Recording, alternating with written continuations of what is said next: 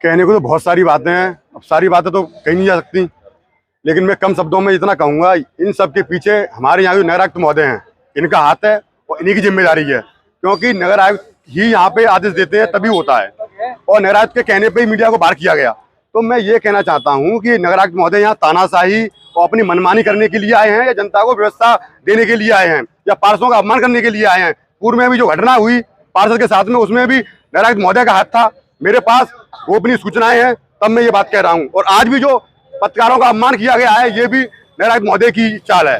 तो मेरा आपसे इतना कहना है कि मैं अपने उच्च जो नेतागण हैं उनको भी अवगत कराऊंगा कि इन ऐसे नगर आयुक्त महोदय को यहाँ से कहीं और भेजने का कार्य किया जाए, यहाँ पे काम करने वाले अधिकारी को भेजा जाए, ऐसे मनमाने और तानाशाही पूर्ण अधिकारी को ना रखा जाए। क्या मानते हैं मीडियाकर्मी ऐसा कौन सा गलत काम करते हैं जो देखिए, अब क्या आप यहाँ पे मेरे सामने मीडिया बंधु हैं, मैं आपसे पूछना चाहता हूँ, ये जो नगर आयुक्त महोदय ने कार्रवाई की है बाहर निकाल के आप लोगों को, ये क्या दिखाता है बताइए आप मुझे।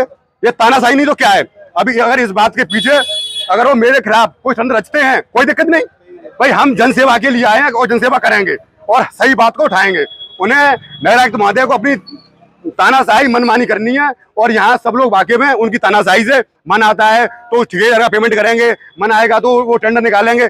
मतलब एक तरह से यहाँ पे नगर आयुक्त महोदय की तानाशाही मनमानी हावी है, और मैं इसका पुरजोर विरोध करता हूँ। और इसके लिए मुझे यहाँ जाना पड़े या लखनऊ जाना पड़े, मैं मंत्री जी को अवगत कराऊंगा कि ऐसे नगर आयुक्त महोदय को यहाँ से बाहर भेजने का काम किया जाए।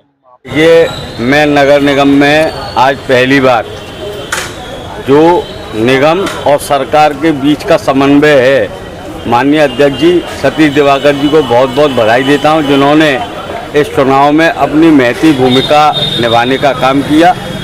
निगम का जो चुनाव था उसमें पहले से ही मीडिया मौजूद थी, लेकिन एकाएक पता नहीं क्या विषय उठा कि मीडिया को बाहर कर दिया गया। जब मीडिया को बाहर किया गया तो हम लोगों की नज़र में वो चीज़ आई तो हम लोगों ने उसका विरोध किया, क्योंकि देश और राष्ट्र ये सब मानना है कि इस राष्ट्र की एक अहम जो कड़ी है मीडिया, चौथा स्तंभ जिसको कहा जाता है, और हमारे देश में आंखें अगर मीडिया ना होती तो ये देश नहीं होता, ऐसा हमारे ऊपर के लोगों का भी मानना है।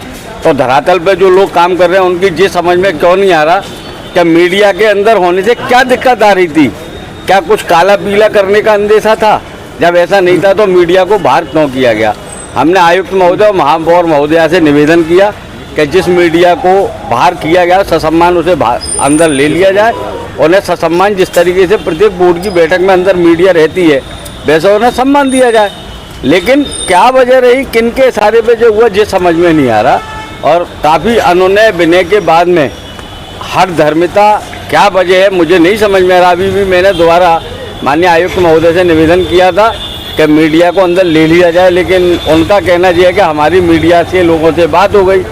तो किन लोगों से बात हुई और क्या इशू बना?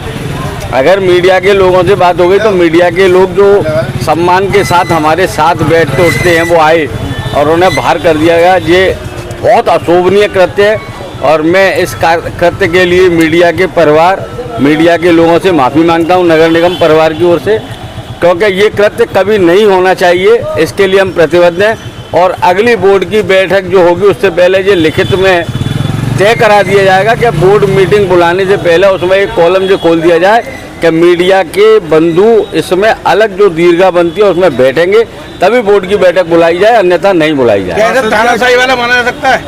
तानाशाही नहीं, जो तो तानाशाही से भी ऊपर हो गया भाई। आज कार्यकारिणी का चुनाव होना था, संपन्न हुआ नहीं हुआ? कार्यकारिणी का चुनाव संपन्न होगा। कार्यकारिणी के चुनाव से हमारा कोई वो नहीं है।